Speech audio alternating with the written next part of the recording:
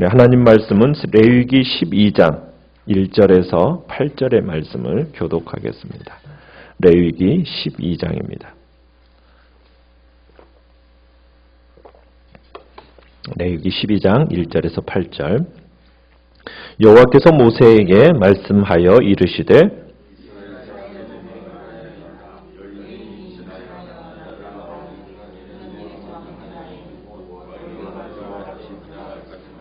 여덟째 날에는 그 아이의 포피를 벨 것이요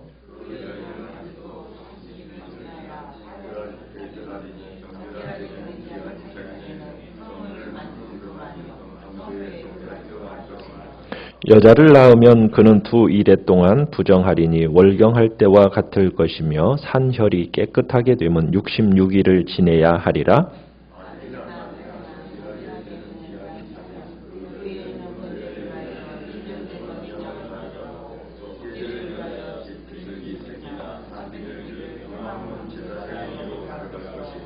제사장은 그것을 여호와 앞에 들여서 그 여인을 위하여 속죄할지니 그리하면 산혈이 깨끗하리라. 이는 아들이나 딸을 생산한 여인에게 대한 규례니라. 그 여인이 어린 양을 바치기에 힘이 미치지 못하면 산비둘기 2마리나 집비둘기 새끼 2마리를 가져다가 하나는 번제물로 하나는 속죄제물로 삼을 것이요 제사장은 그를 위하여 속죄할지니 그가 정결하리라. 아멘. 오늘 말씀의 제목은 출산과 정결이라는 제목으로 말씀을 나누고자 합니다. 레위기 12장은 레위기에서 가장 짧은 장입니다. 아이를 낳은 산모가 얼마 동안 부정하고 어떻게 정결하게 되는가를 설명하는 내용이 기록되어 있죠. 여인에게 있어서 출산이라는 것은 인생을 살아감에 있어서 경험 중에서 가장 신성한 생명의 사건이 바로 출산입니다. 그런데 우리가 레위기 이 본문을 읽다 보니까 출산을 둘러싸고 정하냐, 부정하냐 이런 단어가 번갈아 가면서 이렇게 등장하는 것을 보게 됩니다. 그저 이 본문을 피상적으로 읽게 되면은 마치 여인의 출산이 부정한 사건인 것처럼 곡해될 수가 있습니다. 그래서 우리가 조금 신중하게 접근할 필요가 있는데요. 성경은 절대로 출산에 대해서 부정하다고 말하지 않습니다. 창세기부터 시작해서 인간의 출생이라는 것은 하나님의 계획이고 하나님의 축복입니다.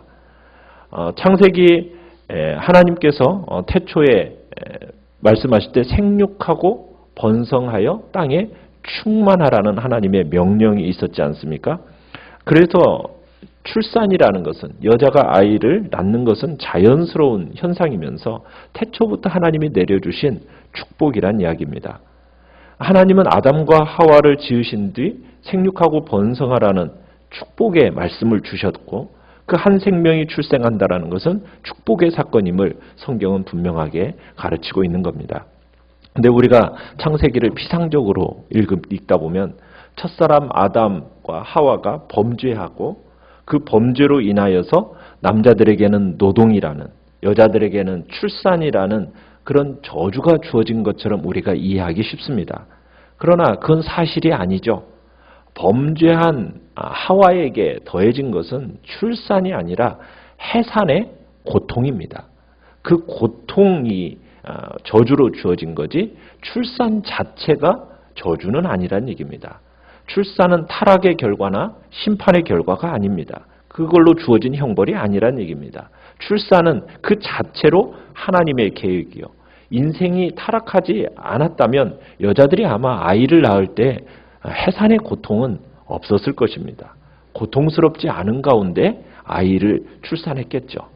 그만큼 출산이라는 것은 여자에게만 허락된 어떻게 보면 아름다운 경험이며 하나님의 축복이라는 겁니다.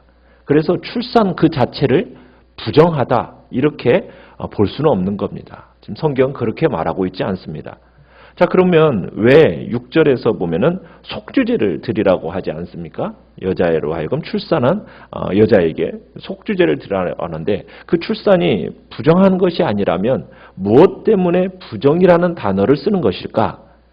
우리가 조금 이렇게 자세하게 살펴보면은 산혈이라는 단어가 계속 나옵니다. 4절에서도 산혈이 깨끗하리라.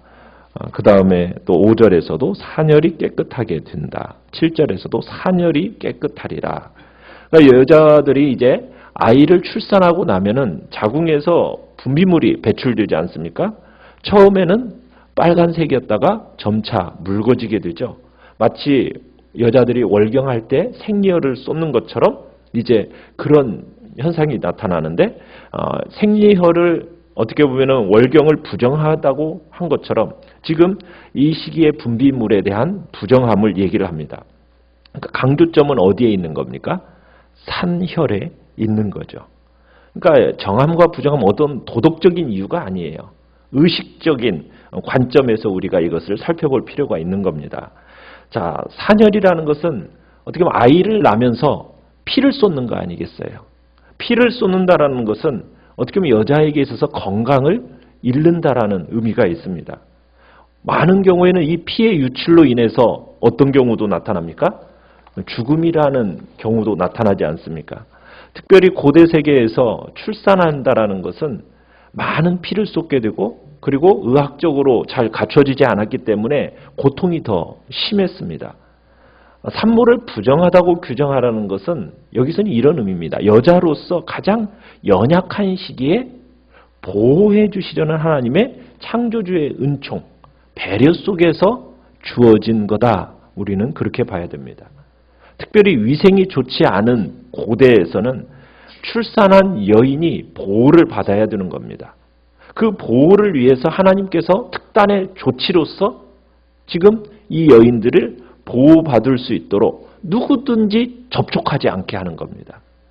그리고 충분한 시간을 두어서 여인들로 하여금 휴식하고 보호를 받고 그리고 전염이 예방될 수 있도록 하려시려는 하나님의 조치라는 겁니다. 그러니까 아이를 낳고 나면은 외부와의 접촉을 차단하는 거예요. 감염과 질병, 이것을 피하게 하시려는 하나님의 조처란 얘기입니다. 자, 그런데 낳은 아이가 사내의 아이냐 여자 아이냐에 따라서 부정기간과 정결기간이 다르지요. 자, 남자 아이를 출산한 경우에 산모는 며칠 동안 부정합니까? 2절에 보시면 7일 동안, 2일 동안 부정하다 이렇게 얘기하죠. 그 다음에 정결기간을 거치는 것은 4절에 보니까 33일을 거쳐야 됩니다. 자, 여자아이를 출산하였을 경우에는 5절에 며칠 동안요? 9일에 14일 동안 부정하고 66일간의 정결기간을 거쳐야 하는 겁니다. 자, 이 기간 동안 산모는 거룩한 물건을 만지지도 못하고 심지어는 성소에까지도 들어갈 수 없도록 하나님이 규정을 하셨습니다. 자, 하나님께서 여자를 보호하시려는 하나님의 의도가 있다는 것을 우리는 먼저 생각을 하고, 그러면 왜 아이의 성별에 따라서 산모의 이 부정한 기간과 정결기간이 다를까? 본문에서는 그 이유가 정확하게 밝혀지지 않았기 때문에 우리가 뭐라고 말할 수가 없습니다. 그래서 온갖 추측이 난무합니다. 그런데 가장 가능성이 있는 해석은 이렇게 해석을 해요. 여자만이 지니고 있는 신비로운 생산력 때문이다라는 해석이 있습니다. 남자도 생명이 탄생하게 하는데 어느 정도 일조를 하긴 합니다. 그렇지만 아이를 잉태해서 자궁에서부터 길러서 세상에 내놓는 것은 전적으로 누구의 역할입니까? 사실 여자의 몫인 거죠. 그러니까 하나님께서 생명을 탄생시키는 축복을 여자에게 주셨다라는 얘기입니다. 그래서 어떻게 보면 이런 면에서 여자가 남자보다도 하나님을 더 닮았습니다. 생명을 속에 잉태해서 생명을 내어놓을 수 있는 것은 남자는 할 수 있는 일이 아니고 오직 여자만이 할 수 있는, 그래서 하나님을 더 닮은 마음을 가진 존재가 여자다라고 보는 겁니다.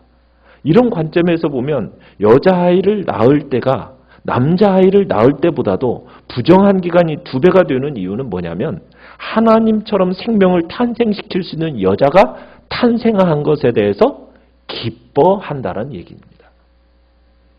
그래서 여자를 낳은 엄마를 어떻게 보면 남편의 접근으로부터 이렇게 더 오랫동안 보호하는 거죠. 그리고 그 부정한 기간을 길게 함으로 말미암아 이제 여자를 보호하고 또 여자가 중요하다라는 것을 알려주기 위한 율법적인 의도가 있다라는 얘기입니다. 그러니까 이웃 민족들과는 달리 이스라엘은 오히려 여자를 더 중요하게 여겼다라는 사실입니다. 그것이 이제 율법 속에서 가르치고자 하는 하나님의 의도가 있는 거죠. 자, 3절에 보면은 산의 아이는 할례를 받습니다. 며칠째 할례를 받습니까? 8일째죠. 8일째. 그죠? 8째 날에 그렇죠? 8일째 할례를 받게 됩니다. 이 규정은 언제 주셨습니까? 아브라함 때 이미 주셨던 규정입니다. 자, 그런데 왜 태어난 날이 8일째입니까요? 그것은 7일 동안 창조 사역이 진행이 되었었죠. 자, 7일 동안 창조 사역이 진행되었어요. 자, 그런데 8일 하면은 시작의 의미가 있습니다. 그렇죠. 시작의 의미가 있어요. 그러니까 하나님께서 천지를 창조하신 하나님이 7일 동안 창조하신 후에 이제 아브라함의 후손과 언약을 맺고 그 증표로서 새로운 어떻게 보면은 한 주를 시작하는 8일째 되는 날에 할례를 행하도록 하셨습니다. 여기에는 새로운 창조, 어떻게 보면 새로운 민족의 형성, 탄생 이것을 의미하는 겁니다. 8일이라는 단어는. 그래서 예수님이 새로운 시작을 상징하는 의미로 주의 첫째 날, 그 주의 첫째 날, 부활이 언제 이루어졌습니까? 안식이 다음 날이 몇째 날이에요? 8일째입니다. 8일째. 8일째 그날에 부활이 있었고 또 이제 새로운 날의 시작으로서 우리는 주님의 날, 주일을 우리들이 정하고 그리고 하나님 앞에 예배를 드리는 겁니다. 그래서 이 8이라는 단어는 하나님께서 창조 사역과 연관될 때 새로운 창조요 그리고 새로운 민족의 탄생을 의미하는 그래서 하나님께서 이 8일째, 8째 날에 할례를 하게 하신 겁니다. 그래서 8이라는 단어가 이제 성경에서 이렇게 여러 번에 걸쳐 나올 때 새로운 탄생, 새로운 시작, 새로운 민족의 형성 이런 의미가 있다라는 것을 여러분들이 기억하시면 되겠습니다. 자, 산모가 속죄제를 드리게 됩니다. 6절에 가보면은 이제 속죄제를 드리는 데 있어서 왜 드렸냐면 아이를 출산할 때 흘리는 피 때문에 드려지고 산모가 이 피로 인해서 부정하게 되었음을 반복적으로 이 얘기를 하고 있습니다. 자, 그러면서 그 피로 더러워진 몸을 깨끗하게 하기 위해서 속죄를 합니다. 어떻게 보면은 출산한 산모가 부정한 것은 죄 때문이 아닙니다. 피 흘림 때문이라는 거죠. 자, 그리고 나서 이제 정결기간이 지난 다음에 회막에 가서 제물을 드리는데 번제로 바칠 짐승은 어떤 짐승을 드립니까? 1년된 어린 양 한 마리입니다. 자, 그리고 또 속죄제로 드릴 짐승은 뭡니까? 집비둘기나 산비둘기 한 마리입니다. 그러니까 어린 양과 그 다음에 집비둘기나 산비둘기죠. 그런데 형편이 어려운 사람이 있지 않습니까? 이 8절에 보면 형편이 어려우면은 어떻게 해요? 산비둘기 혹은 집비둘기 2마리를 가져다가 하나는 번제로, 하나는 속죄제로 드릴 수 있습니다. 그러니까 하나님께서 경제적인 형편에 대한 배려로서 어쨌든 제물을 드리는 사람의 이 경제적 형편을 하나님이 배려하시는 모습입니다. 하나님이 중요하게 여기시는 것은 제물이 아니라 뭐예요? 예배자의 마음을 하나님은 원하시는 거죠. 예수님도 할례를 받으셨습니다. 며칠째요? 8일째 되는 날 할례를 받으셨어요. 율법에 따라 할례를 받으셨어요. 자, 그때 예수님의 어머니는 무슨 제물을 가져왔을까요? 누가복음에 가보면은 비둘기 2마리를 예물로 가져갔다 얘기하고 있습니다. 그러니까 요셉과 마리아의 형편이 어땠단 얘기예요? 가난했단 얘기죠. 가난한 사람의 예물을 드린 겁니다. 참 예수님이 태어난 자리가 어떤 자리인지를 알 수가 있어요. 어떻게 보면 천지 만물을 창조하신 창조주와 동일한 그분이 이 땅에 오셨을 때는 어떤 몸으로 인간의 모습으로 오신 것도 참 대단한 일인데 그것도 부유한 자의 가정이 아닌 가난한 자의 가정에 태어나신 어떻게 보면 최고의 겸손의 모습을 우리에게 보여주신 분이 바로 예수 그리스도이신 겁니다. 그러면서 이제 우리 인생이 태어나면서부터 드려지는 제사, 속죄제와 번제입니다. 여러분, 속죄제라는 것은 우리 인생이 결국에는 속죄하는 인생으로 살아가야 될 것을 보여주는 것이요. 번제라는 것은 어떻게 보면 헌신된 인생으로 드려져야 됨을 우리에게 보여줍니다. 인생이 복되기 위해서는 속죄를 경험하고 출발해야 됩니다. 사람들과 격리시키는 과정을 지난 다음에 산모가 자기 자신과 그리고 아기와 함께 이제 하나님 앞에 속죄제와 번제를 드리면서 인간은 태어나면서부터 처음부터 속죄함을 받는 사람으로 살아가야 된다는 것을 가르쳐 주는 겁니다. 인생은 하나님 앞에 속죄를 받아야 할 존재입니다. 그리고 하나님 앞에 드려진 존재로 살아가야 되는 겁니다. 출발이 거기에서부터 시작이 되는 겁니다. 속죄가 필요 없는 인생 없습니다. 용서가 필요 없는 인생 없습니다. 우리는 모두 다가 속죄가 필요한 존재입니다. 하나님께서는 비둘기 새끼로 어쨌든 재물을 바칠 수 있도록 허락하시면서 누구든지 이 속죄의 은총에 들어오기를 배려하셨다라는 것을 우리는 보게 됩니다. 우리는 주님 앞에서 그러기 항상 겸손히 인정해야 되는 겁니다. 우리 자신이 하나님 앞에서 죄인이요 죽은 자임을 인정하면서 우리를 대신하여 죽으신 예수 그리스도의 그 보혈만이 나의 모든 죄를 씻을 수 있고 정결케 할 수 있는 유일한 근거가 된다는 것을 우리가 기억하면서 예수 그리스도의 보혈로 정결함을 쉽게 씻어주시고 주님이 우리의 마음속에 찾아오사 이제 우리의 심령 안에서 오직 주님만이 내 안에 계시도록 그래서 우리가 하나님 앞에 인정받고 하나님과 교제를 나누는 그 영원한 복락의 자리로 나아갈 수 있게 해달라고 우리가 이 시간에도 기도하며 나가시길